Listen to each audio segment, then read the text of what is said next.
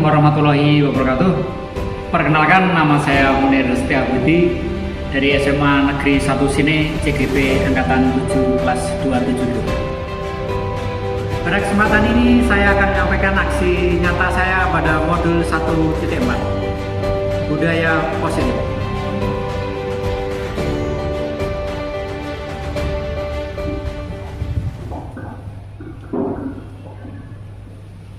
Bismillahirrahmanirrahim. Assalamualaikum warahmatullahi wabarakatuh. Waalaikumsalam warahmatullahi wabarakatuh. Yang terhormat Bapak Kepala SMA Negeri 1 Sini, Bapak Dr. Andes Catur Subhan Sidik. Yang kami hormati Bapak Ibu Guru dan karyawati SMA Negeri 1 Sini. Pada pagi hari yang berbahagia ini, marilah kita pertama kali memanjatkan rasa syukur kita kepada Allah Subhanahu wa Ta'ala. Pada pagi hari ini kita diberikan kesehatan, diberikan kesempatan sehingga kita dapat menghadiri undangan dalam rangka diseminasi modul guru penggerak dengan tema budaya positif dan restitusi oleh Bapak Munir Setiabudi, Sarjana Pendidikan. Yang kedua kalinya, tak lupa sholawat serta salam kita limpahkan kepada Nabi Allah kita, Nabi Muhammad SAW, yang kita nantikan syafaatnya nanti di yaumul qiyamah. Bapak Ibu yang kami hormati, pada acara pagi hari ini, susunan acara akan saya bacakan. Yang pertama yaitu pembukaan, yang kedua sambutan oleh Kepala Sekolah SMA Negeri 1 Sini, yang ketiga diseminasi modul guru penggerak oleh Bapak Munir Setiabudi, kemudian dilanjut sesi tanya jawab dan juga diisi dengan masukan serta saran. Kemudian dilanjut refleksi, dan yang terakhir adalah penutup. Bapak Ibu Guru yang kami hormati, untuk acara yang pertama yaitu pembukaan, marilah pada pagi hari ini acara diseminasi hasil karya dan aksi nyata guru penggerak angkatan 7 dengan tema budaya positif dan restitusi oleh Bapak Munir Setiabudi. Kita buka dengan bacaan basmalah bersama-sama. Bismillahirrahmanirrahim. Terima kasih. Acara yang kedua yaitu sambutan oleh Bapak Dr. Andes Catur Subhan Sidik selaku Kepala Sekolah SMA Negeri 1 Sini. Kami persilakan.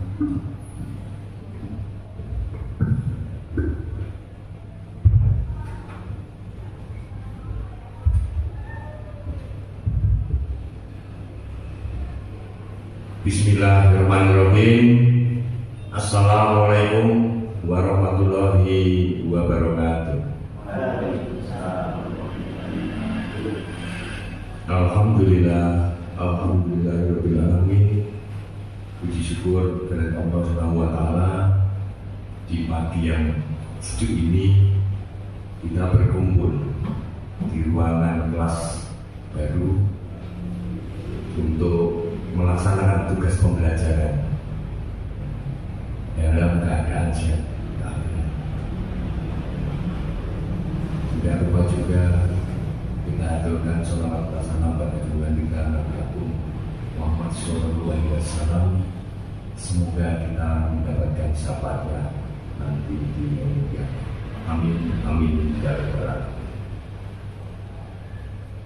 Pertama-tama saya sampaikan ucapan terima kasih kepada Bapak Munir Setiabudi yang telah memberikan kesempatan kepada kita semua untuk melaksanakan kegiatan pembelajaran dengan judul diseminasi. Hal ini termasuk kegiatan baru dan mewarnai SMA kita. Untuk itu saya ucapkan banyak-banyak terima kasih kepada Pak Munir sebagai pendahulu yang menempuh pendidikan guru penggerak. Dan semoga rintisan yang diamati oleh Bapak Menteri ini nanti bisa diikuti oleh guru-guru yang lain yang masih punya energi yang banyak, yang muda, bisa melanjutkan mengikuti pendidikan guru penggerak. Saya tidak menyangka, walaupun perkembangan pendidikan ini sudah berjalan beberapa tahun, ternyata tugas pembelajaran sebagai guru penggerak ini cukup berat. Dan setelah saya melihat video yang sekilas ditampilkan tadi, sekarang ini aksi nyata yang dilakukan oleh Bapak Munir sudah masuk pada aksi nyata yang keempat. Dan alhamdulillah di dalam statement yang disampaikan di dalam materi Pak Munir, sekolah ini diminta untuk menyiapkan lingkungan dan sarana prasarana yang mendukung kegiatan dari guru penggerak.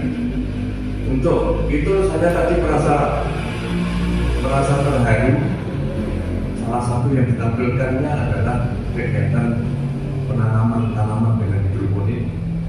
Tapi mudah-mudahan nanti ada syuting lagi di sana, karena di sana sudah ada perubahan yang sebelumnya belum ada, ditutup dengan penaman untuk angin dan hujan dan panas, sekarang sudah ditutup rapat nih. Nanti kalau ada kesempatan bisa diambil shoot lagi, sehingga lingkungan kita ini juga mengikuti adaptasi yang dulunya itu belum ada ditutup panen, sekarang sudah ditutup panen. Mudah-mudahan kegiatan hidroponik atau kegiatan greenhouse di SMA ini berkembang lebih baik lagi. Dalam kegiatan destinasi nanti Bapak Ibu, ini Pak Munir membuka kesempatan pada Bapak Ibu sekalian untuk memberikan masukan bila mana apa yang telah dilakukan Pak Munir ini mungkin perlu perbaikan atau masih ada kekurangan. Mungkin perlu perbaikan atau masih ada kekurangan. Karena sifatnya Pak Munir dalam hal ini masih proses pembelajaran. Ini yang diharapkan dari program aksi nyata, kemudian diadakan destinasi ini. Jadi saya minta keaktifan dari Bapak Ibu guru mengikuti apa yang disampaikan oleh Pak Munir dan diupayakan dapat memberikan masukan, sehingga kegiatan kolaboratif pada pagi ini bisa berjalan dengan baik. Jadi ada dua komunikasi, baik dari calon guru penggerak maupun para audien yang diminta hadir dan dilibatkan dalam destinasi ini. Kiranya demikian, sekali lagi saya ucapkan terima kasih baik kepada Bapak Munir maupun teman-teman yang hadir melaksanakan kegiatan destinasi ini. Dan terima kasih, ini mandiri, monggo dibudayapi dan minumannya nggak usah sungkan-sungkan. Memang Jeribasuki itu mau bio. Jadi pendidikan ini walaupun banyak online-nya, tapi Pak Munir dengan keluarganya pasti akan mengeluarkan sesuatu. Mudah-mudahan syukur dan ikhlas, dan Pak Munir dan keluarga dilipat gandakan rezeki di dunia. Terima kasih. Kurang lebih saya mohon maaf. Assalamualaikum warahmatullahi wabarakatuh. Terima kasih kepada teman sekolah yang memberikan semangat bagi Bapak Ibu guru yang ada peserta menjadi guru belajar siap ya Bapak Ibu ya. Baik, acara berikutnya yaitu diseminasi modul guru penggerak modul 1.4 yaitu budaya positif dan restitusi, langsung oleh Bapak Munir Setiabudi. Kepada Bapak Munir kami persilakan.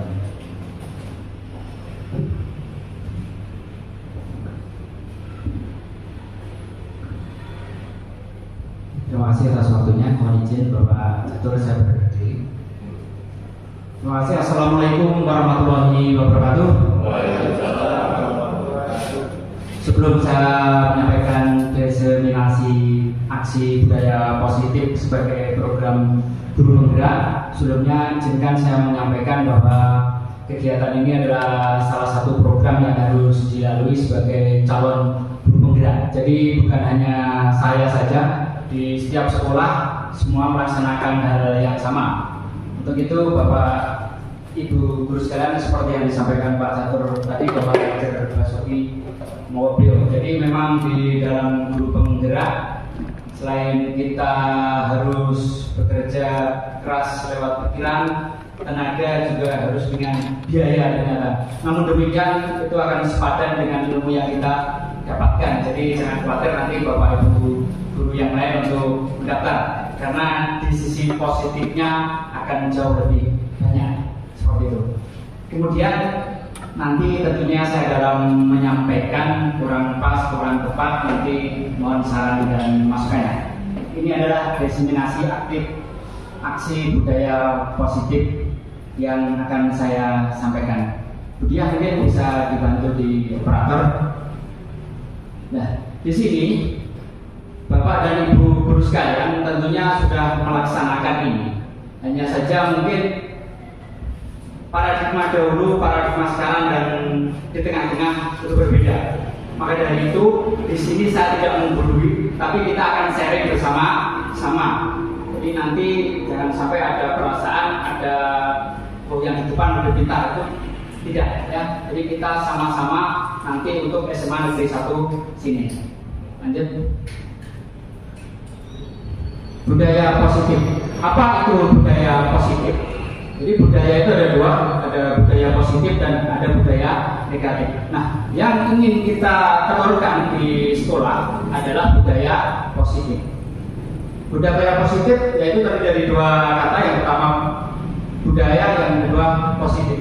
Budaya adalah suatu kebiasaan konsisten yang dilakukan secara terus-menerus, dan positif adalah sesuatu yang baik, bagus, sesuai. Jadi menurut saya bisa diartikan budaya positif adalah kebiasaan yang baik yang dilakukan secara konsisten di dalam sekolah, tentunya SMA Negeri 1 sini.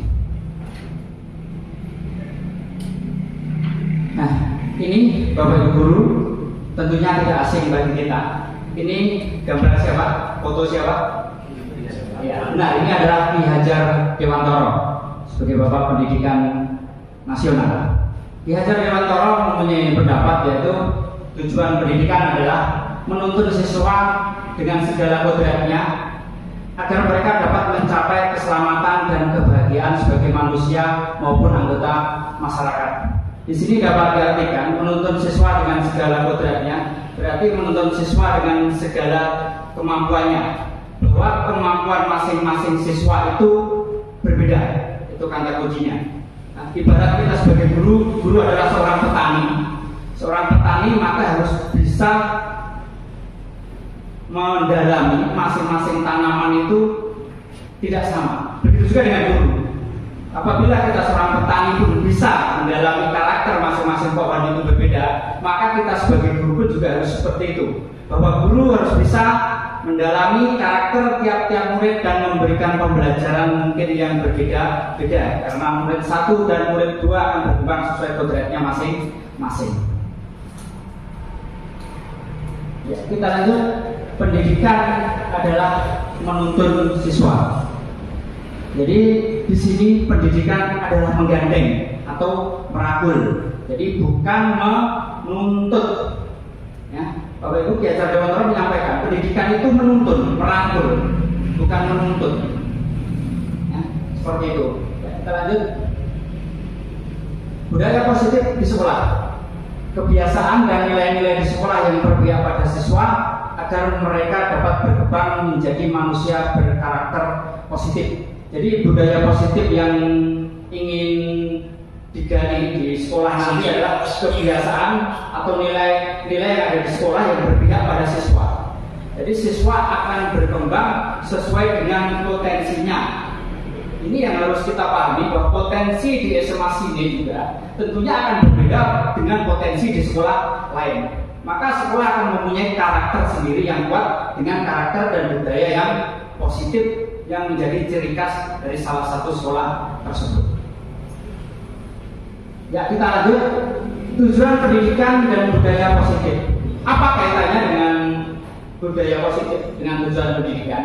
Yaitu ada sesuatu yang baru, yaitu perubahan paradigma pembelajaran. Di sini nanti ada perubahan paradigma pembelajaran. Jadi cara pandang kita dalam proses pembelajaran. Perubahan paradigma pembelajaran yang dimaksud adalah sekolah perlu menyediakan ruang dan lingkungan yang positif, aman, nyaman agar siswa mampu berpikir, bertindak, dan tumbuh menjadi pribadi bertanggung jawab dengan merdeka. Disiplin lazimnya dikaitkan dengan kontrol. Disiplin di sekolah dikaitkan dengan kontrol guru terhadap siswa. Paradigma ini perlu ditelaah dengan lebih tepat. Yang pertama, sekolah perlu menyiapkan ruang dan lingkungan positif. Karena di awal tadi sudah saya sampaikan bahwa pertumbuhan perkembangan peserta didik menurut Hajar Dewantara adalah sesuai kodratnya. Di sini kalau di lingkungan berarti sesuai dengan kodrat alam, maka siswa akan bisa tumbuh dengan pribadi yang positif ketika di sekolah menyiapkan lingkungan juga yang positif. Yang kedua, disiplin lazimnya dikaitkan dengan kontrol.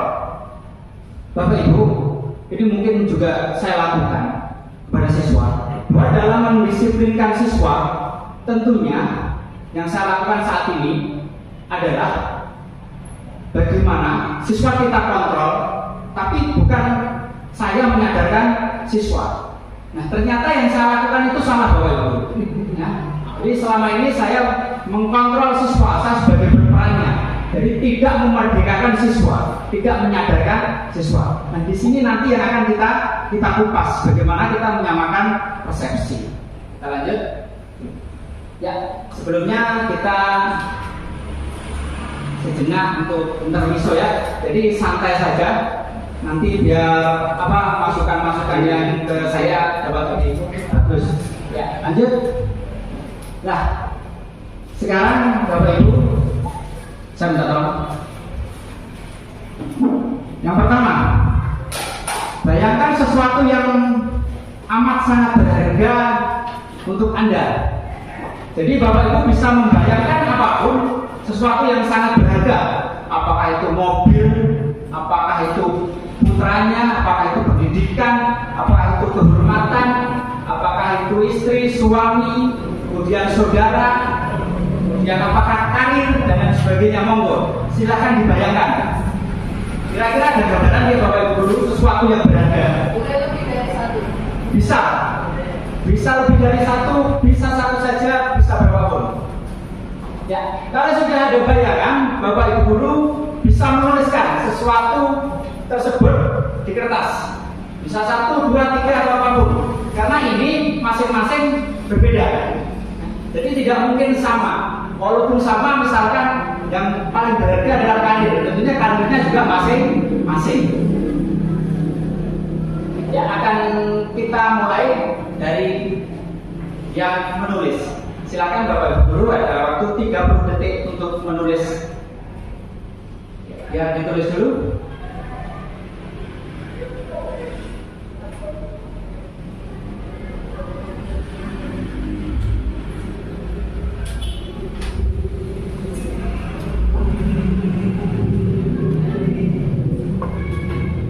Sampun Bapak Ibu guru.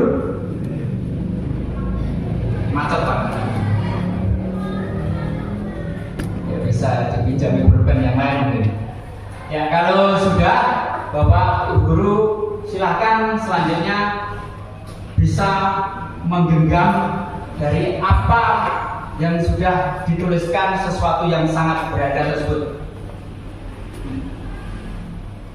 Setelah digenggam, tugas Bapak Ibu guru adalah menjaganya, menjaga sesuatu yang berharga tersebut. Ya, sesuatu yang berharga tersebut harus dijaga. Jangan sampai sesuatu yang berharga tersebut menjadi hilang atau menjadi tidak berharga. Selanjutnya Bapak Ibu bisa berpasangan depan belakang atau kanan kiri, 2 orang. Ya. Bisa berpasangan depan belakang kanan kiri atau depan belakang, saling berhadapan. Ya, berhadapan rileks saja. Kalau nggak cukup berdua, bertiga nggak masalah. Ya sudah. Dapat pasangan dia. Ya, kalau sudah dapat pasangannya, sekarang kita lanjutkan. Ya. Yang pertama bagi lakon A. Bagi lakon A salah satu, bisa yang depan atau belakang atau kanan atau kiri. Nah, silakan meminta yang di genggaman rekannya. Boleh dengan membujuk, merayu, menggelitik dan lain sebagainya. Ya, sekarang kita praktekkan. Ya. Salah satu meminta apa yang berharga di genggamannya. Ya, yuk waktunya 30 detik Bapak Ibu guru. Silakan mencoba meminta. Boleh. Saya ini yang meminta. Boleh tidak boleh. Boleh tidak boleh, boleh ya. Tidak boleh kali. Silakan. Tidak boleh. Boleh tidak boleh, boleh ya. Tidak boleh. Ya cukup. Sekarang kita lanjut ke lakon B. Bergantian. Tadi yang meminta sekarang bertahan. Boleh. Ya. Yang silakan dengan rayuan, dengan bujukan, diminta. Silakan diminta. Pak Sulana boleh, kalau saya tidak boleh. Boleh sendiri. Ya cukup. Saya ingin tahu siapa dari Bapak Ibu yang tadi membolehkan sesuatu yang berharganya diminta.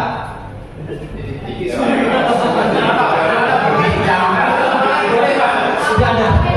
Pak Sulana boleh. Pak Sulana boleh, saya tidak boleh. Sekarang yang sangat berharga tersebut tidak boleh diminta ke tangan. Saya tidak boleh. Berarti ya semuanya tidak boleh diminta. Kalau tidak boleh meminta, tentunya ada alasan yang bisa disampaikan. Aku boleh nggak? Boleh. Mana boleh? Karena bukan tidak boleh dulu. Saya ingin dari salah satu yang tidak boleh menyampaikan alasnya dengan berdiri. Mohon izin. Ya, mohon izin berdiri Bapak.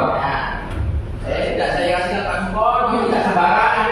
Karena ini yang datang itu kan harga sebenarnya yang paling berat ya. Nah, ini anak saya sendiri. Anak saya tidak boleh diminta sembarangan. Oke, terima kasih Prof. Ya, terima kasih Pak Mandi. Jadi lagi menyampaikan salah satu yang berharga adalah putranya. Jadi tidak boleh sembarang orang meminta, kecuali nanti menantu ya Pak ya. Menantu bisa nanti. Ya, mungkin yang ada menyampaikan boleh tadi Pak Warno. Bisa berdiri Pak Warno. Mungkin bisa sampaikan kenapa boleh diminta atau diperlihatkan. Saya hanya membayangkan tempat yang sangat menyenangkan. Ya, anak saya ini bisa membaca dan nanti bisa diajak senang. Ya, terima kasih tepuk tangan. Jadi 2 sampel sudah menyampaikan alasannya masing-masing. Sesuatu yang berharga itu pun ternyata masing-masing orang juga tidak sama.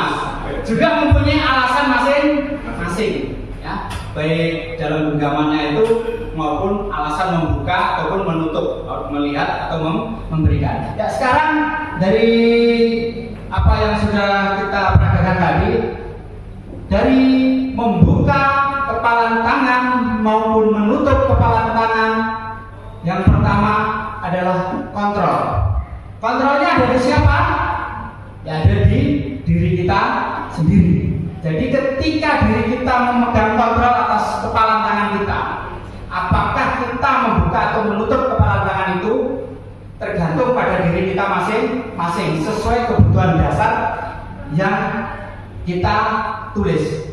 Jadi kenapa Pak Warno membuka dan Pak Medi menutup? Semua punya alasan. Punya alasan dengan yang digenggam. Karena ini apa? Fungsi kontrolnya di masing-masing. Pak Warno merasa sesuatu yang berharga itu malah harus diperlihatkan. Karena apa? Orang lain perlu tahu, perlu mengerti untuk sama-sama mati. Tapi berbeda dengan Pak Medi, sesuatu yang berharga tadi disampaikan adalah sesuatu yang pribadi, yang sifatnya harus dilindungi. Ya mungkin anak adiknya sembarangan. Nah, mau dilamar pun itu memilih malah dikasihkan sembarangan. Jadi sesuatu tersebut mempunyai peranannya masing-masing. Ya, monggo berarti. Ya, sekarang kita lanjutkan dari alasan sudah kebutuhan dasar tadi kita sampaikan. Nah, sekarang di sini perubahan paradigma pembelajaran berkaitan dengan fungsi kontrol tadi. Kontrol adalah ilusi. Ya. Jadi selama ini guru mengontrol penuh pada siswa. Ya. Membuat orang merasa bersalah, menguatkan karakter. Nah, ini yang contoh-contoh kontrol yang kurang tepat. Ya, semua pujian efektif dan bermanfaat. Kemudian orang dewasa berhak memaksa orang yang lebih muda atau pada siswanya. Ini adalah contoh-contoh kontrol yang kurang tepat sebagai seorang guru. Ya, kita lanjut. Kemudian perubahan paradigma yang seperti apa yang perlu dilakukan sebagai seorang guru, yaitu dengan perubahan 5 posisi kontrol. 5 posisi kontrol terdiri dari penghukum, pembuat rasa bersalah, sebagai teman, pemantau, dan manajer. Dari kelima ini mempunyai peranan masing-masing. Kita lanjut. Nah, peran sebagai penghukum ini hanya akan menghindari anak lepas dari hukuman, termasuk rasa bersalah. Ini akan hanya membuat anak menghindari dari merasa dihukum, karena ini kontrolnya dari luar, tidak dari siswa. Yang menghukum guru, dan yang membuat merasa bersalah juga guru. Jadi anak hanya akan menghindari saja. Mungkin suatu saat akan melakukan lagi. Yang selanjutnya adalah posisi teman. Posisi teman dan posisi pemantau ini sama kontrolnya dari luar, tidak dari anak, tidak dari peserta didik. Akan menjadi ketergantungan dan pengharapan imbalan. Karena sudah menganggap guru atau rekan dewasanya sebagai teman, maka akan anak cenderung lebih ketergantungan pada rekannya, pada bapak ibu gurunya. Begitu juga dengan pemantau, karena pemantau ini dalam posisi ini hanya melihat, oh iya itu ada anak yang tidak tepat, oh itu ada anak yang pakaiannya tidak sopan, itu ada anak yang perkataannya kurang pas. Nah, di sini peran-peran yang dari luar ini ketika kita lakukan di dalam lingkungan sekolah nampaknya kurang tepat. Namun yang paling ideal dari kelima ini adalah posisi kontrol dari dalam, yaitu posisi kontrol manajer. Karena di dalam posisi kontrol manajer ini kita menempatkan posisi sebagai manajer dan akan menghargai diri sendiri, baik diri siswa maupun diri kita sebagai seorang guru. Kita lanjut. Posisi kontrol seorang guru sebagai seorang manajer ini dari dalam. Dilakukan dengan mengajukan pertanyaan, seperti contohnya, apa yang bisa kita lakukan untuk memperbaiki ini? Berbeda dengan posisi penghukum. Ya, kamu salah, silakan push up 10 kali. Ya, tapi di sisi manajer tidak. Ya, kita akan menanyakan apa solusi dari masalah ini. Apakah ada yang bisa kita lakukan? Apakah ada yang bisa kita perbaiki? Kemudian siswa akan mengevaluasi dan timbul kesadaran diri. Sehingga ketika sudah tumbuh kesadaran diri, siswa tidak akan mengulangi kesalahan yang sama. Lanjut. Kemudian kita kembali ke awal, bahwa membuka kepalan tangan maupun menutup posisi kontrolnya berada di siapa? Diri sendiri.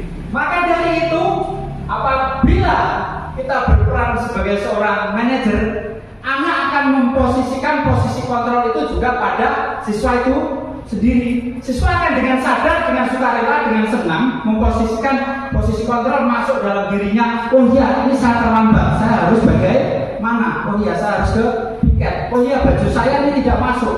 Ini aturannya dimasukkan, saya masukkan. Saya tidak masuk sudah 3 kali, saya harus bagaimana? Seorang anak akan tumbuh di situ dengan kontrol dirinya sendiri, dengan alasannya masing-masing. Ya, seperti itu. Ya, kita lanjut. Ya. Ini berkaitan dengan posisi kontrol tadi. Sekarang kita bahas alasannya. Alasan di sini adalah mencakup kebutuhan dasar manusia. Kenapa tadi membuka, kenapa tadi menutup? Ini adalah alasannya. Yang pertama adalah survival. Ada penguasaan, kesenangan, kebebasan, cinta kasih, dan rasa ingin diterima.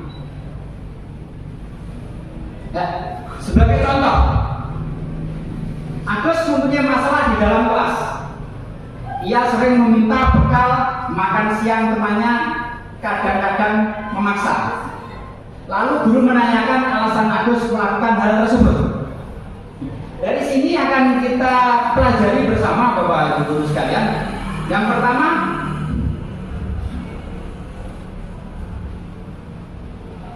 dari kebutuhan dasar Agus sering meminta bekal, itu pasti punya alasan.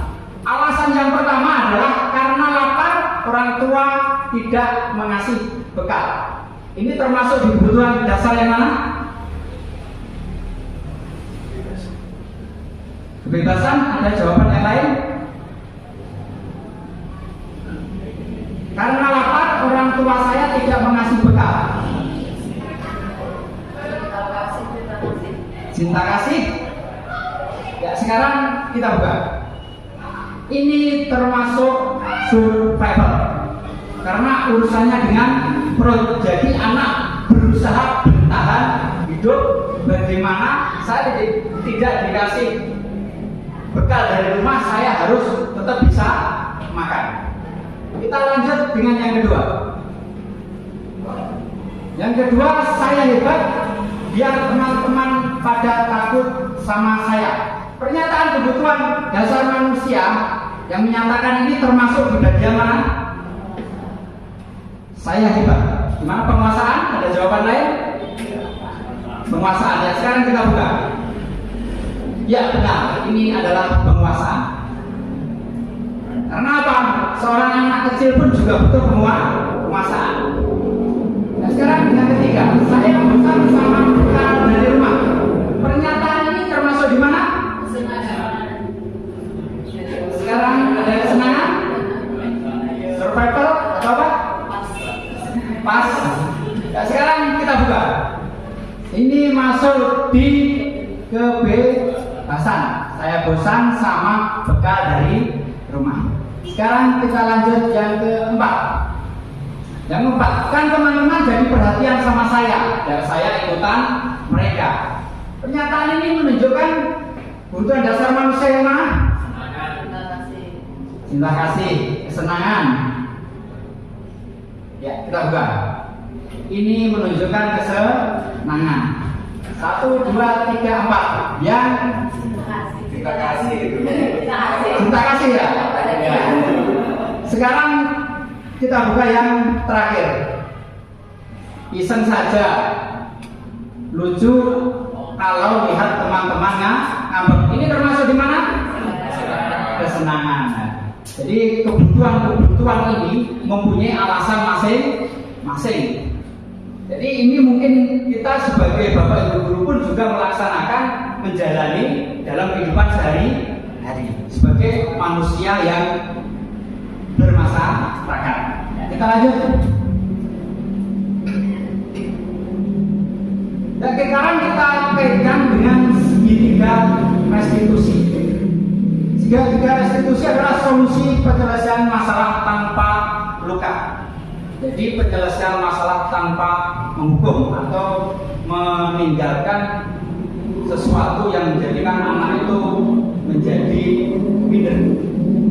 Itu proses menciptakan kondisi bagi murid untuk memperbaiki kesalahan mereka sehingga mereka bisa kembali pada kelompok mereka dengan karakter yang lebih kuat. Jadi ketika kita sudah mengevaluasi kemudian membenarkan, siswa tersebut setelah kita nasihati bukan menjadi minder, tapi merasa menjadi sesuatu itu pede, karakternya lebih kuat dengan di awal tadi saya sampaikan mempunyai kepercayaan diri dan tahu kesalahannya dan memperbaiki. Genggaman tangan yang dipaksa untuk dibuka justru akan menyebabkan luka atau sakit. Ini juga berlaku kepada siswa. Tapi komunikasi yang tepat bisa membuat genggaman itu dibuka untuk tak berkurang isinya. Mohon izin, Pak Warno tadi dipaksa tuh dengan sukarela, Bapak? Dengan sukarela. Lain ketika nanti akan dipaksa. Ya, kita lanjut. Segitiga restitusi. Yang pertama, menstabilkan identitas. Yang kedua, validasi tindakan. Yang ketiga, menanyakan keyakinan. Menstabilkan identitas. Ya, ini sekolah kita, rumah kita, keluarga kita. Ya, jadi mungkin saya bagian anak muda di sini kalau dalam keluarga. Mungkin ada yang lebih muda lagi, Buati. Berarti adik atau Buati. Ya, berarti kakak-kakak saya banyak, senior-senior, bapak ya juga banyak. Nah di sini dari segitiga restitusi akan kita lihat. Bapak Ibu guru sekalian, kita saksikan video kali ini. Ini anak sedang berjalan di depan sekolah. Ya. Apa yang dilakukan? Kasus 1, seorang anak membuang sampah tidak pada tempatnya.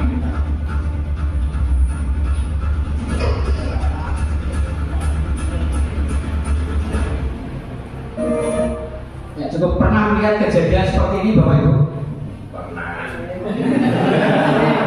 Jadi anak-anak ada yang memang beberapa tidak membuang sampah pada tempatnya.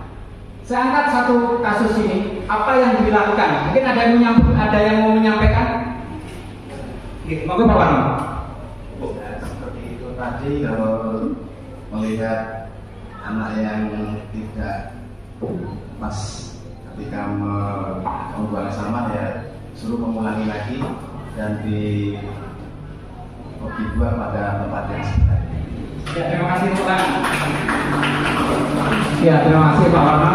Jadi apa yang disampaikan Pak Warno tadi, anak akan mengembalikan atau mengambil sampah itu untuk dimasukkan kepada tempat yang lebih benar. Nah, seperti itu. Ya, sekarang kita kaitkan dengan segitiga restitusi. Apa yang harusnya kita lakukan? Nah, ini. Jadi seperti di awal tadi bahwa menstabilkan identitas itu adalah cara bagaimana seorang manajer menyelesaikan masalah.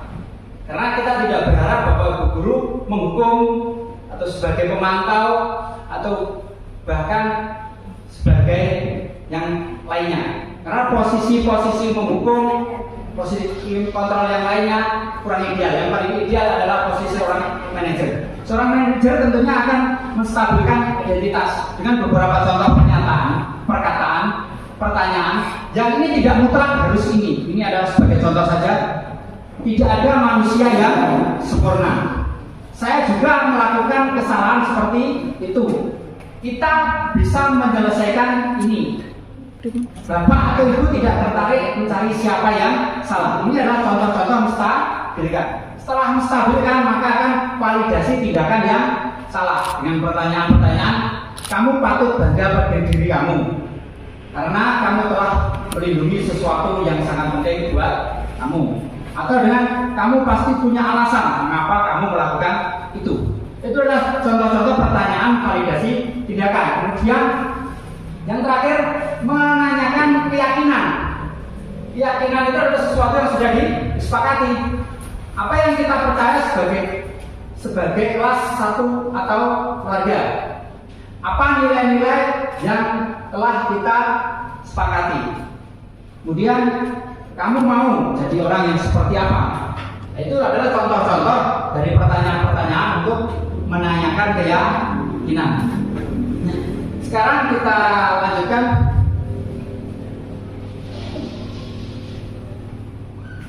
Penerapan segitiga restitusi dari kasus tersebut sekarang kita lihat.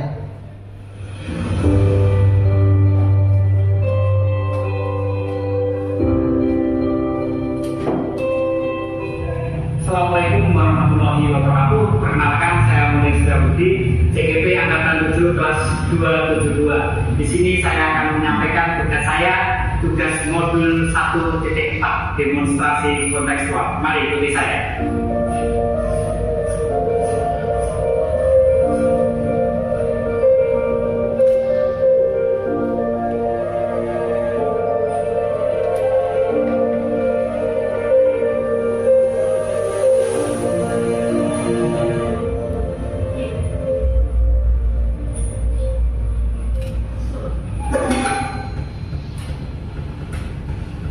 Kasus 1. Seorang anak membuang sampah tidak pada tempatnya.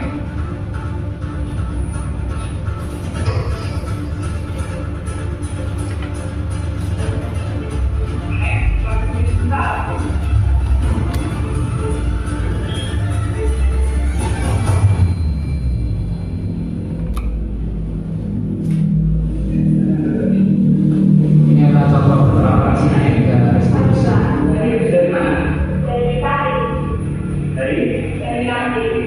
Dari apa barusan yang dibahas? Stabilkan identitas yang pertama.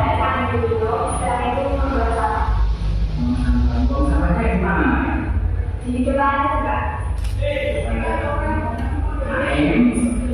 Saya tahu tadi tidak sengaja saya melihat keluar ke kamu dan di jalan kemudian dibuang sampah. Tapi sampahnya tidak masuk ke bak sampah, cuma dibuang di luar. Jadi begini, tadi kan kamu di situ jalan kemudian membuang sampah tidak pada tempatnya, tidak masuk. Kira-kira gimana?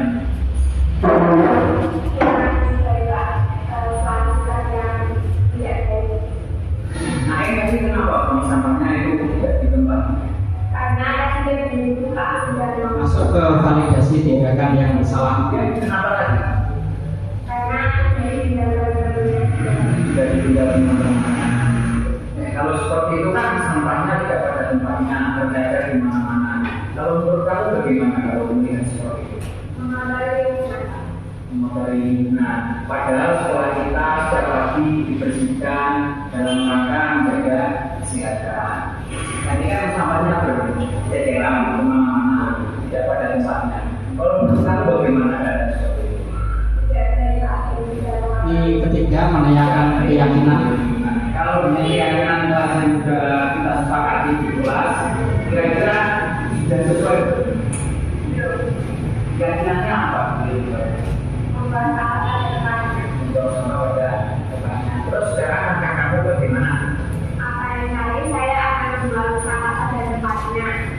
Nah, itu sesuai dengan keyakinan kelas yang kita sudah sepakati. Nah, sekarang apa langkah kamu melihat sampah yang sudah kamu buang tidak pada tempatnya? Dan ini seperti yang Pak Warno sampaikan tadi, Mau memperbaiki kesalahan membuang sampah pada tempatnya. kembali di kesempatan yang lainnya. Ini yang dilakukan Pak Warno selama ini sudah sesuai dengan segitiga restitusi.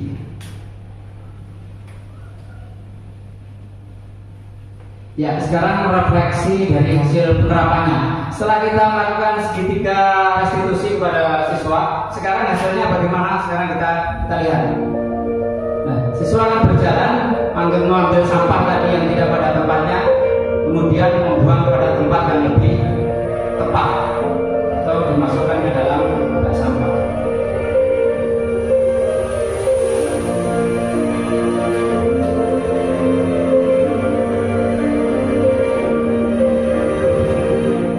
Ini adalah contoh kasus yang pertama. Sekarang kita coba sekali lagi kasus yang kedua. Kasus yang kedua bisa diputar begini.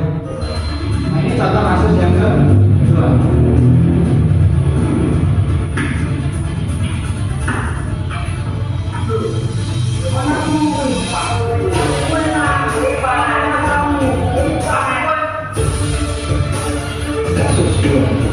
siswa bertengkar pada saat jam istirahat.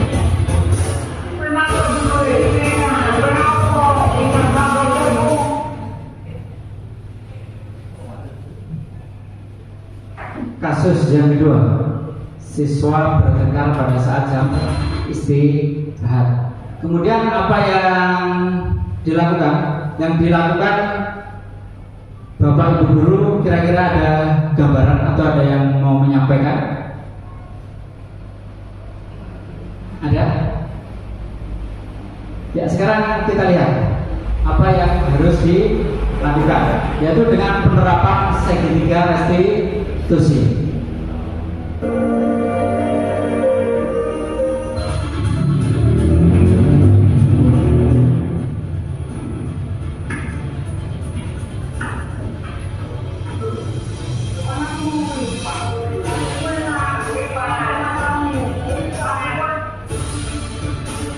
Kasus 2, siswa bertengkar pada saat jam istirahat.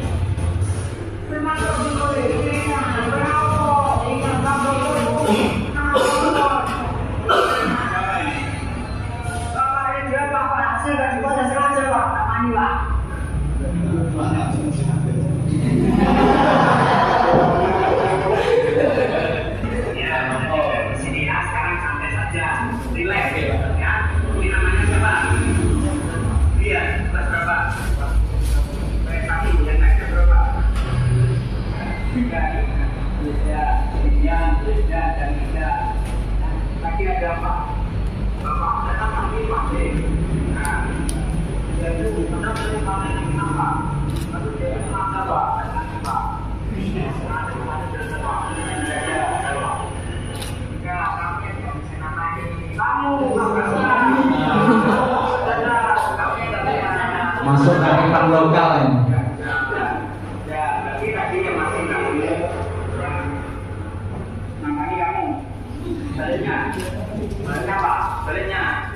Yang kena beda kamu, dan pas tadi, nanti nggak pas di kamu gitu, waktu dia pasti dia dapat ke kamu, apa benar seperti itu, seperti itu. Nah, terus sekarang dari ini, terus apa ini kira-kira mau kalian? Kurang bersih, kurang dari mana ini pak?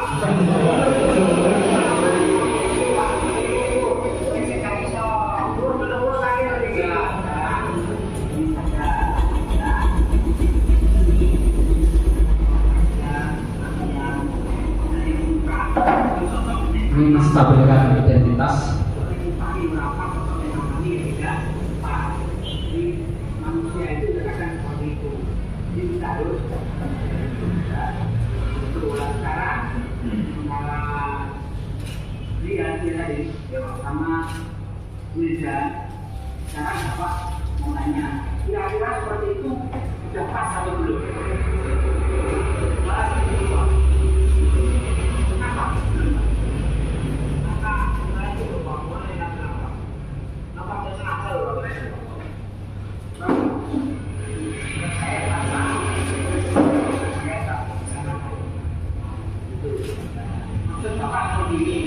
Kita jangan untuk-untukan bertengkar sampai menuju sana.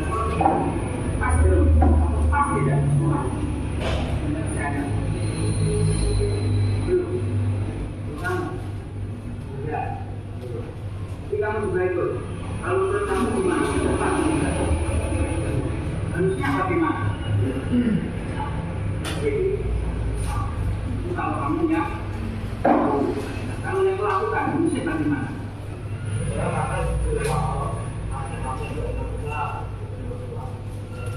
Validasi tindakan yang salah. Harusnya gimana? Harusnya minta maaf. Harusnya minta maaf. Menyerah. Kamu harusnya gimana? Ya, minta maaf. Ini mau minta maaf semua. Iya. Nah, sekarang kalau semuanya sudah mau minta maaf, sekarang kita saling memaafkan.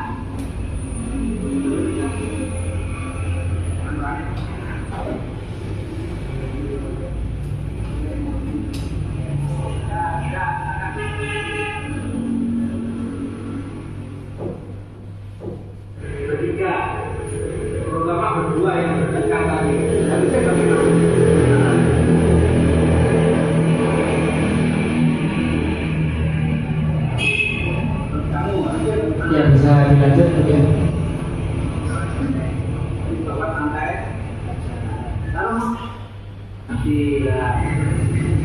Nah, sekarang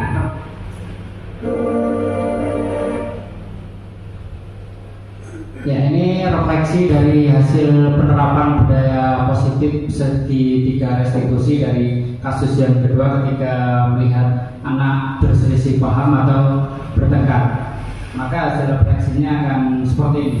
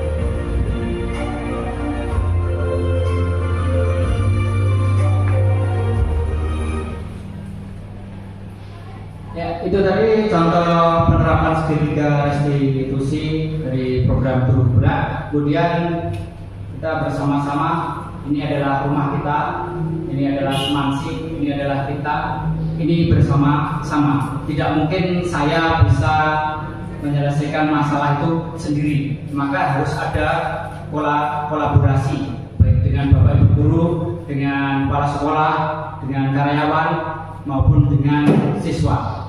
Nah, sekarang kita lanjut dengan pertanyaan dan saran.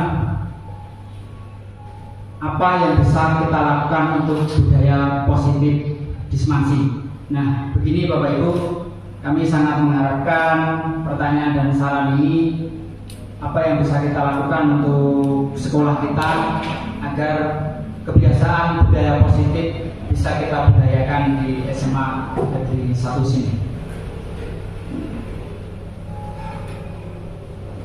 Demikian pemaparan dari saya. Nanti apabila ada masukan dan saran sangat kami tunggu. Di pemaparan saya akhiri dahulu. Terima kasih. Wassalamualaikum warahmatullahi wabarakatuh.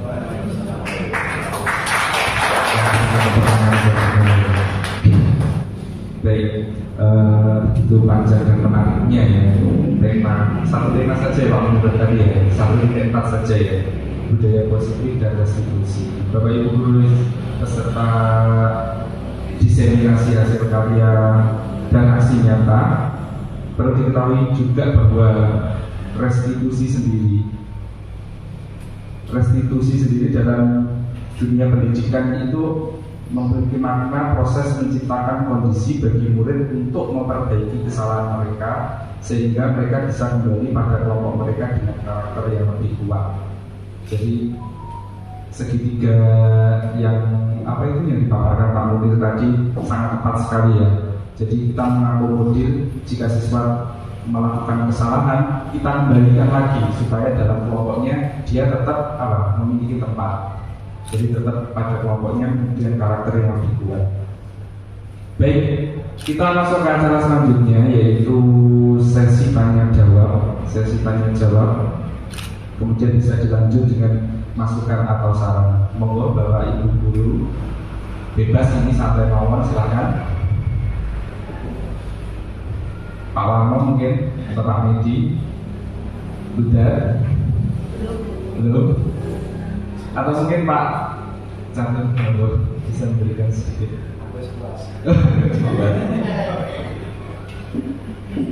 Monggo, Bapak Ibu guru masih ada waktu untuk memberikan saran masukan.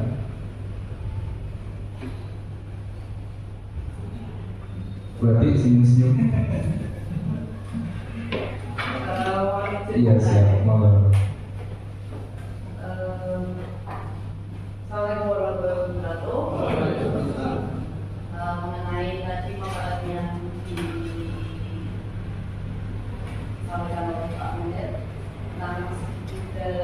restitusi. Tiga restitusi tadi kan ada 3 tahapan juga.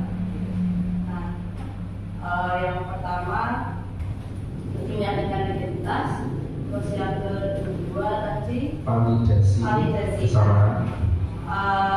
Ketika dalam tahapan validasi ini kan tidak semuanya anak itu bisa memahami maksud kita. Jadi kita kan berusaha menyadarkan anak bahwa itu adalah tindakan yang salah. Nah, tetapi dalam beberapa kasus di sini anak itu tidak merasa bahwa dirinya salah. Ya, kadang dia merasa benar saja dan melakukan itu sah-sah saja. Nah, untuk menemui kasus yang seperti itu, Pak, kira-kira yang untuk yang tahap kedua itu langkah yang paling tepat yang perlu kita lakukan itu seperti apa? Terima kasih. Baik, Pak Amir. Pertanyaannya sama. Pada tahap kedua. Ya, terima kasih Pak Sumanti, Bu Ati. Yang disampaikan Bu Ati tadi pada tahapan yang kedua. Coba dia dibuka slide segitiga restitusi terlebih dahulu. Nah, di sini validasi tindakan yang salah. Ini kita akan berbagi pengalaman. Mungkin dari Bapak Ibu guru ada yang punya pengalaman yang sama dengan yang disampaikan Bu Ati tadi. Jadi ngandani bocah, tapi lagi ngandani nggak paham-paham. Iya kita lele, sampai jengkel. Apa yang harusnya dilakukan atau punya pengalaman tersendiri? Mungkin ada yang mengalami hal yang sama dengan Bu Ati. Izin Pak Amir. Kalau saya sendiri, apa itu kadang itu anak itu dikasih masukan gitu ya, bisa disadarkan lagi tentang bahwa itu salah, tapi tetap melakukan kesalahan di kemudian hari. Mungkin saat itu ya gitu ya, tapi di kemudian hari ya diulangi lagi. Banyak kasus yang serupa menurut saya. Iya, terima kasih Pak Jumadi. Terima kasih Pak Jumadi telah membagi pengalamannya. Ada yang mau berbagi pengalamannya lagi? Nggih, monggo Pak Warno. Mungkin bisa dengan mic, minta tolong Pak Jumadi. Agak panjang. Jadi ini kasus yang disampaikan Bu Ati mungkin semua hampir mirip pernah mengalami, mungkin dalam versi yang lain. Makanya kita ini bagaimana kita bisa berbagi. Monggo Pak Warno. Ya, seperti yang sudah saya sampaikan tadi, saya itu tidak berulang kali ya menegur anak, kemudian memberi pengarahan dengan dasar-dasar agama itu untuk menertibkan siswa-siswi untuk laksana jamaah itu sangat sulit. Nah, ini mohon bagaimana cara untuk mengatasinya atau bisa membantu kami semuanya untuk sekolah kita. Iya, terima kasih Pak Warno. Ya, jadi yang disampaikan Pak Warno tadi juga masalah ternyata. Ya, jadi sebenarnya ternyata masalahnya hampir sama ketika kita menasihati siswa, tapi siswa itu kok gak down. Ya, cara saya juga pernah mengalami hal yang sama seperti yang dirasakan Pak Warno, mungkin Pak Jumadi atau Bu Ati. Baru kemarin hari Senin, itu gaya saya menasihati siswa. Belum saya turun dari mimbar, terakhir sing shot Albertus. Mengulangi hal yang sama. Cara seperti itu ternyata ya di dalam validasi tindakan yang salah, ternyata kita perlu berkolaborasi. Jadi tidak hanya dari sisi saya saja, Bu Ati saja, atau Pak Warno saja. Jadi kalau mungkin salah satu tidak mempan dari sudut agama, tidak mampu menyadarkan mungkin dari sudut fisik, dari sudut pandang yang lain, atau dengan pendekatan-pendekatan yang lainnya, atau mungkin kita bisa memposisikan tidak langsung posisi manajer, kita bisa mengambil posisi yang lain yang mungkin ideal saat itu. Misalkan kita mendekat sebagai posisi teman, baru kita masuk ke posisi sebagai seorang manajer. Agar apa? Agar anak itu mau bisa menerima, mengerti apa yang kita luruskan dari ketidaksesuaian anak tersebut. Karena pada dasarnya seperti ini, seperti yang disampaikan Bu Ati, anak satu dengan yang lainnya itu berbeda. Anak satu dinasihati, kamu besok jangan mengulangi kesalahan ini karena ini tidak baik. Selesai. Tapi yang anak satunya sampai kelas 3 pun tidak selesai. Jadi makanya kolaborasi ini perlu kita lakukan, baik guru, kepala sekolah maupun BK. Semuanya mempunyai peranan. Ini tugas kita bersama. Mungkin ada tambahan atau masukan lain, mungkin punya pengalaman yang penyelesaian masalah dari Bapak atau Ibu guru. Monggo Ibu.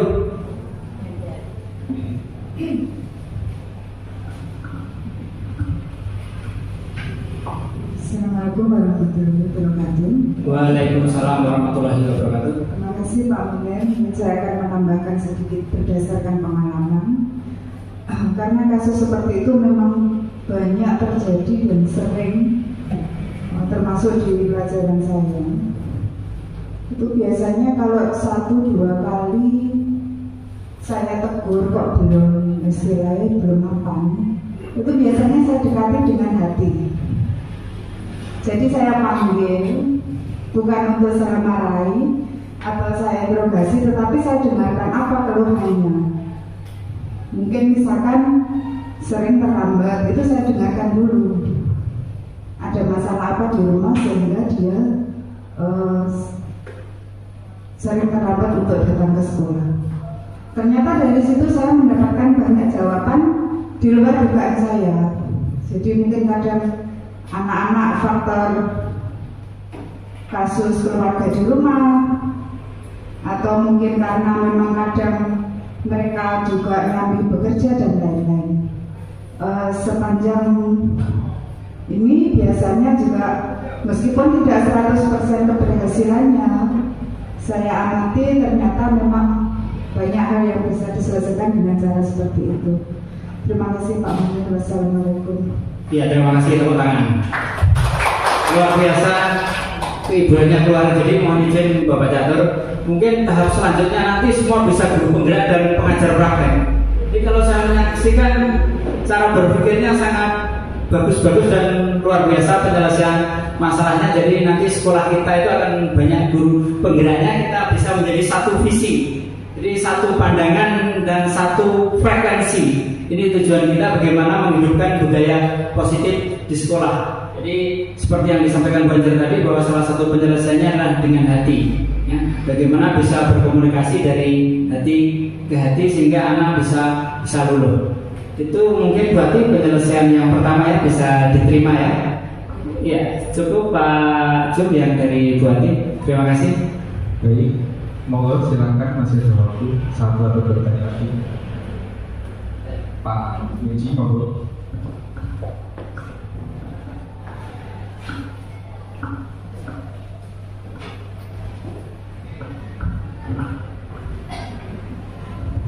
Terima kasih. Assalamualaikum warahmatullahi wabarakatuh. Saya di sini bukan calon penggerak, tapi bergerak menuju pensiun. Berangkat dari diseminasi sebenarnya kan penyampaian informasi sehingga paham dalam mengikuti informasi itu. Yang tadinya saya awalnya Pak Munir saya lihat kok yang ditampilkan hanya foto-foto saja, jadi kurang menarik. Bukan berarti tidak berarti ya, kurang berarti. Tapi setelah berikutnya ditampilkan video, itu sangat berarti sekali karena setiap durasi itu menarik sekali. Semoga ini menjadi contoh bagi guru lain yang mengikuti sebagai jejak Pak Munir dan sebagai lanjutan dari yang ingin jadi manajer sekolah. Kemudian yang selanjutnya yang terkait dengan budaya positif. Tadi sudah ditampilkan contoh video siswi yang membuang sampah. Kemudian ditampilkan lagi video siswa ini bertengkar. Sebenarnya ini dalam pendidikan, bukan hanya pengajaran saja, pendidikan tanggung jawab dan sportivitas. Akan tetapi dalam membuang sampah pun tadi tidak hanya sekedar membuang sampah pada tempatnya saja, seharusnya ada nilai ekonomis. Kemarin beberapa tahun yang lalu sudah saya sampaikan bersama OSIS, ya, bahwa sampah itu ada nilai ekonomisnya. Alangkah baiknya tidak hanya sekedar membuang sampah, ya, karena apa? Sampah kita sudah banyak sekali sampah plastik, bukan sampah organik. Alangkah baiknya misalkan kalau sampah plastik dikumpulkan sendiri dalam karung khusus, ya, botol aqua, gelas atau aqua botol dikumpulkan khusus, maka jadi nilai ekonomis bagi OSIS itu sendiri. Di samping itu, untuk sampah yang paling banyak sebenarnya tidak hanya membuang sampah seperti tadi. Kalau kita perhatikan, sampah-sampah yang paling banyak sebenarnya ada di dalam kolong-kolong meja itu banyak sekali. Nah, itu yang perlu diperhatikan. Ya. Saya kira cukup sekian. Mungkin ada yang lebih lagi sebenarnya terkait dengan hukum sebenarnya. Sebagai contoh misalkan bagaimana kalau kita sebagai guru penggerak itu menghadapi kasus seperti yang ada di Sidoarjo kemarin. Siswa bukan lagi melanggar tata tertib di sekolah, ya. Siswa bahkan sudah melanggar lebih dari alasan tata tertib, melanggar undang-undang.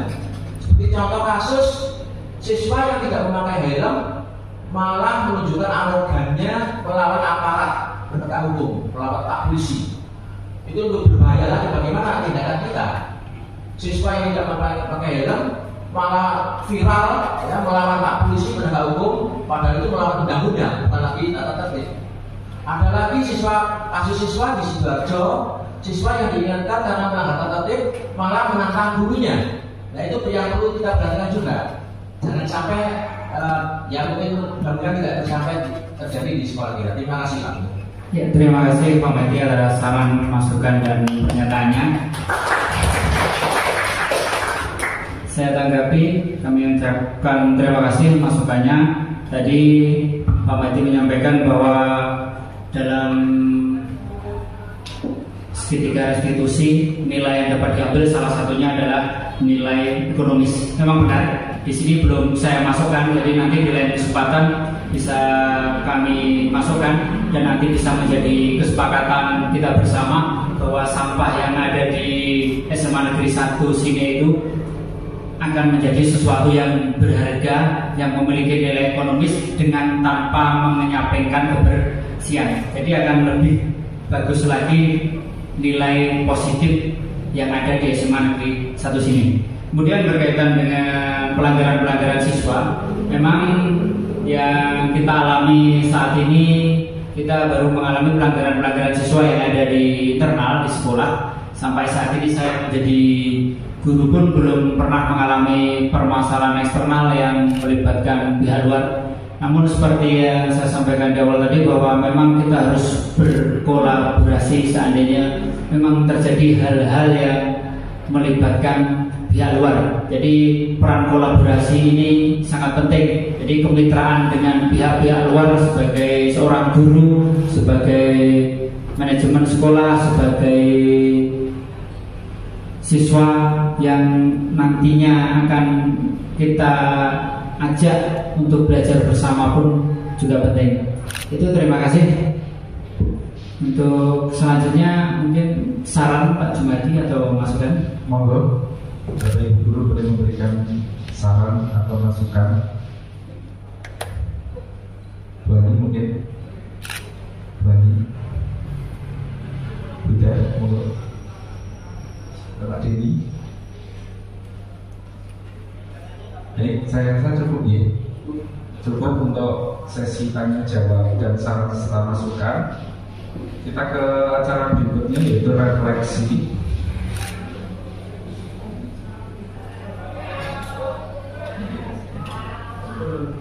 Monggo untuk refleksi kami persilakan kepada Pak Munir. Oke, terima kasih Pak Jumadi. Lanjut lagi yang terakhir Bapak Ibu guru, nanti mohon kesediaannya Bapak atau ibu salah satu atau salah dua bisa menyampaikan refleksi. Jadi refleksi yang dimaksud adalah apa yang kita ambil hikmahnya setelah kita sarasehan pada pagi hari ini. Jadi pada pagi hari ini hikmah yang ketika kita sudah berkumpul dan berkomunikasi apa seperti itu. Jadi nanti Bapak atau Ibu perwakilan bisa menyampaikan. Monggo kami persilahkan. Monggo.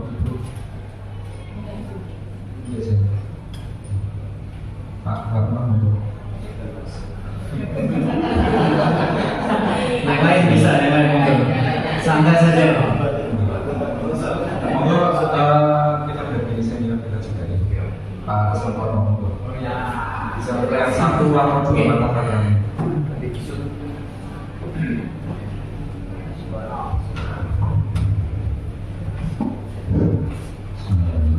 Assalamualaikum warahmatullahi wabarakatuh. Terima kasih Bapak Munir telah memaparkan karyanya dengan amat bagus dan menarik. Yang menjadi catatan bagi kita Bapak semua bahwa pada dasarnya kita sebagai pendidik itu mengikuti ajaran Ki Hajar Dewantara. Ya, seperti dikatakan Pak Munir tadi, yaitu kita itu menuntun dengan penuh kesabaran, membimbing yang mengarahkan seperti yang disampaikan Bu Anjar juga tadi, bahwa kenapa siswa ada yang kerak terlambat, ternyata setelah ditelusuri, diteliti ternyata ada masalah keluarga dan sebagainya. Oleh karena itu kita sebagai pendidik penyelesaiannya dengan amat arif dan bijaksana. Kita ajak siswa itu dekat dengan kita. Insya Allah nanti ajakan kita yang baik nanti akan diikuti oleh siswa. Lagi kita nanti juga berpegang pada aturan yang benar. Mungkin kalau kita mau mengikuti apa yang dituntut oleh pendahulu kita, yaitu seperti yang diajarkan oleh Ki Hajar Dewantara tadi, kita nanti akan menjadi pendidik yang baik. Jadi bisa menuntun siswa kita ke arah yang benar gitu. Mungkin begitu. Terima kasih Pak. Assalamualaikum warahmatullahi wabarakatuh. Waalaikumsalam. Terima kasih Pak Sumber. Mungkin dari generasi yang milenial, Pak Deni, monggo.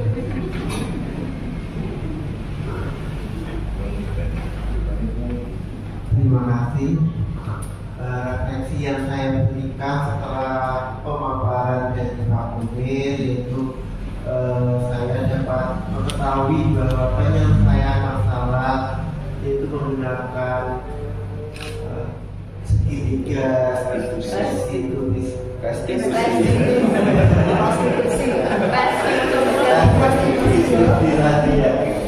jadi kita dapat mengetahui, memvalidasi bahwa yang dilakukan siswa itu adalah perbuatan yang salah, dan siswa dapat menyadarinya bahwa hal itu dapat membuat siswa sadar akan apa yang dilakukan oleh siswa. Dan yang disampaikan oleh Bu Anjar tadi juga menjadikan pengalaman bagi saya yang sebagai guru muda di sini, bahwa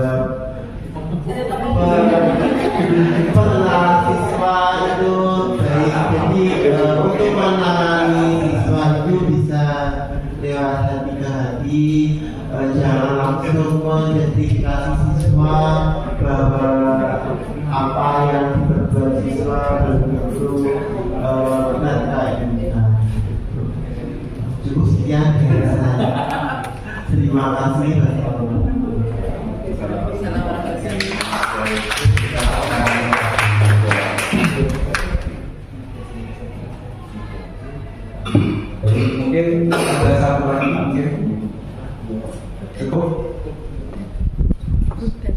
Sudah. Ini mau Bu Ani juga belum. sudah berarti. Bu Ani. Berarti gimana sih guys? Nanti ada. Ngobrol, santai saja.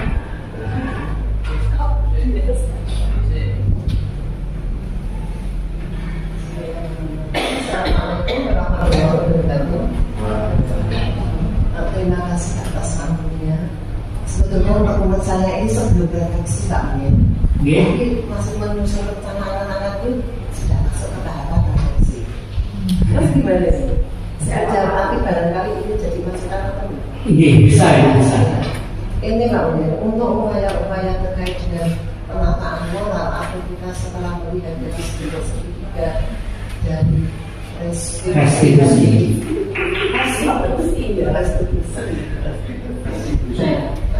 Ini kan ada upaya-upaya untuk peningkatan barangkali nanti bisa diterapkan ke Bapak Ibu sekalian dalam hal ini penekanan untuk tingkat emosi dalam hal misalnya terutama pada jam terakhir.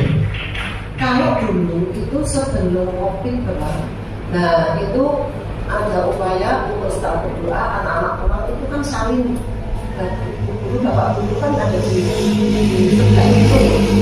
Nah itu kan salah satu kita ngambil hikmahnya atau kebaikannya.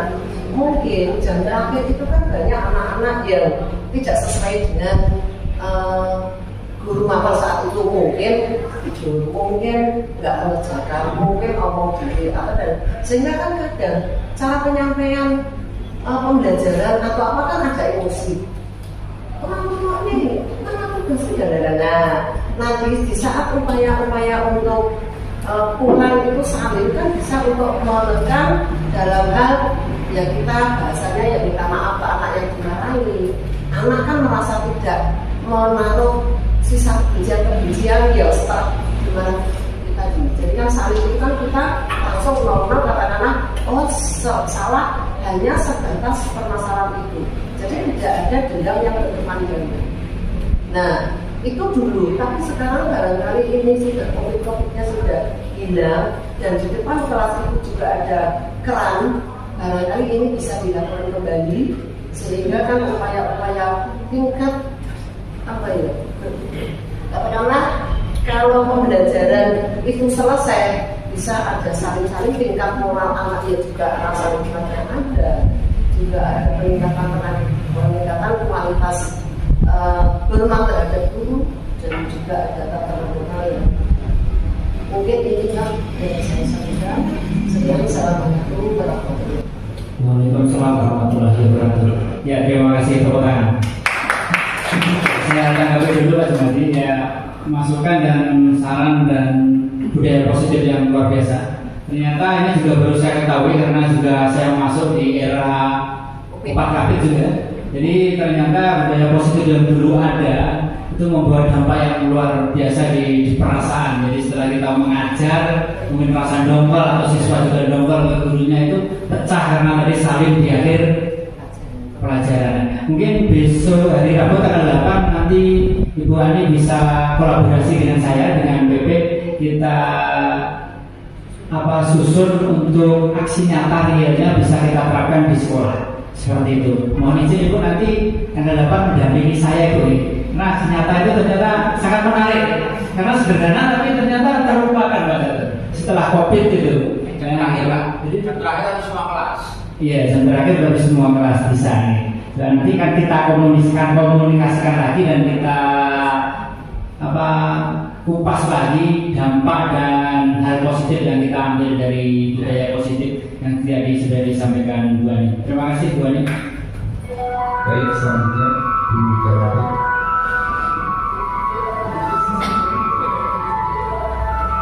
Ya, terima kasih waktu diberikan pada saya. Jadi sebenarnya saya seperti Bu Ani bukan mengarah ke refleksi, tapi beberapa ganjalan yang selama ini saya rasakan setiap hari dalam menghadapi siswa. Nanti mohon mungkin Pak Munir atau Bapak Ibu guru yang lain bisa memberikan solusi atau alternatif bagaimana baiknya agar bisa menjaga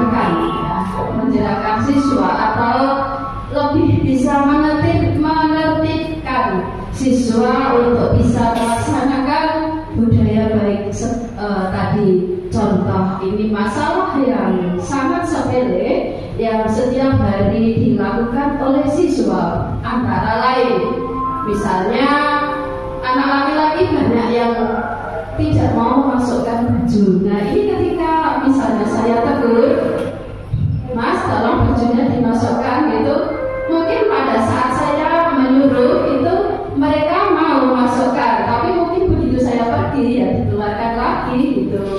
Berikutnya masalah membuang sampah, ini juga masih banyak siswa yang tidak mau peduli terhadap kebersihan lingkungan kelas atau lingkungan sekolah. Mereka masih dengan seenaknya, dengan santainya, tangannya ringan sekali membuang sampah di sembarang tempat. Ketika ditegur itu juga pada saat itu mungkin mau mengambil, tapi nanti beberapa menit kemudian pasti juga terulang lagi. Jadi di depan kelas, di sekitar sekolah, dia di sekitar ya lingkungan sekolah kita itu sehingga terkesan kurang bersih, bahkan mungkin agak umum gitu. Sampah di mana-mana itu sangat memprihatinkan sekali. Nah ini bagaimana upaya kita agar mereka itu benar-benar mau menyadari dan bisa tertib untuk setiap harinya. Terima kasih Pak. Terima kasih. Terima kasih untuk masukan dan sarannya. Beberapa hal positif yang bisa diterapkan di SMA Negeri 1 sini. Nanti saya dengan kolaborasi Bapak Ibu Guru dan Kepala Sekolah akan coba menerapkan budaya positif di lingkungan SMA Negeri 1 sini yang akan saya mulai dari diri saya sendiri. Jadi bagaimanapun guru adalah seorang teladan, jadi mudah-mudahan nanti anak-anak juga mengikuti dari hal yang paling sederhana.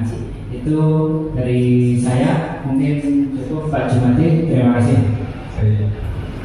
Baik, untuk seksi refleksi kita cukupkan ya, bahwasanya budaya positif yang sudah ada di SMA sini sejak dulu mungkin untuk sekarang kita budayakan lagi supaya yang baik-baik tetap kita tingkatkan, yang kurang baik mari kita koreksi dan kita atur supaya menjadi lebih baik.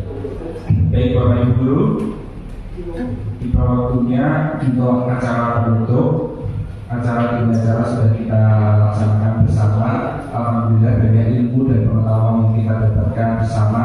Semoga apa yang disampaikan oleh Pak Munir dalam rangka diseminasi hasil karya dan hasil nyata guru penggerak angkatan ke-7 dengan modul 1.4 budaya positif dan restitusi sudah memberikan keberkahan bagi kita semua. Mari kita tutup acara pada pagi hari ini dengan bacaan Alhamdulillah bersama-sama. Saya sebagai pembawa acara bila memiliki salah tutur kata yang tidak berkenan, saya mohon maaf yang sebesar-besarnya. Wassalamualaikum warahmatullahi wabarakatuh.